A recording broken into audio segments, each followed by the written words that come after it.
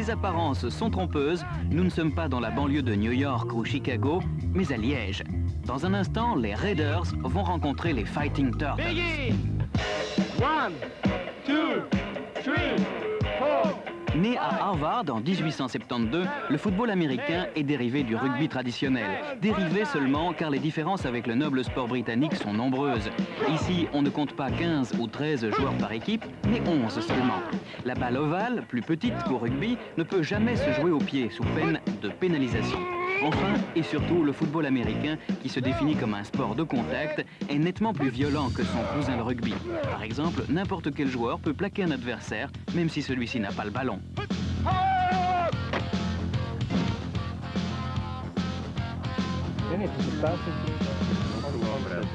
Les règles du football américain peuvent paraître surprenantes aux Européens que nous sommes habitués à un certain type de sport d'équipe.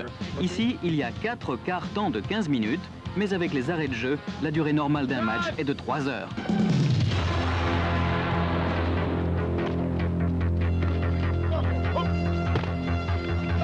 Chaque équipe est composée de plusieurs teams qui se remplacent sur le terrain pendant la partie, chacun ayant sa spécificité, attaque, défense, tir au but et réception.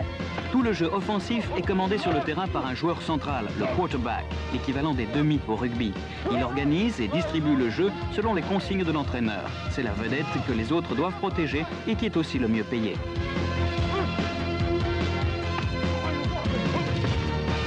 Les fautes les plus souvent commises, le tenu lorsqu'un avant retient un autre joueur par le maillot et la brutalité.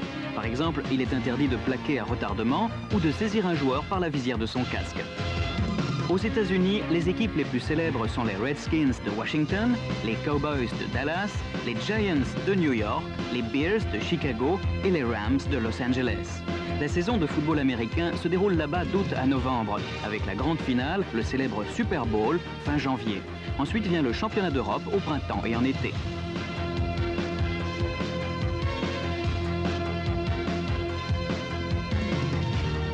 En Belgique existe une quinzaine de clubs coordonnés par la Ligue officielle nationale. Les entraîneurs sont américains, mais les joueurs en majorité belges, parfois d'anciens rugbymen. Cette année et pour la première fois, une équipe belge participera au championnat d'Europe.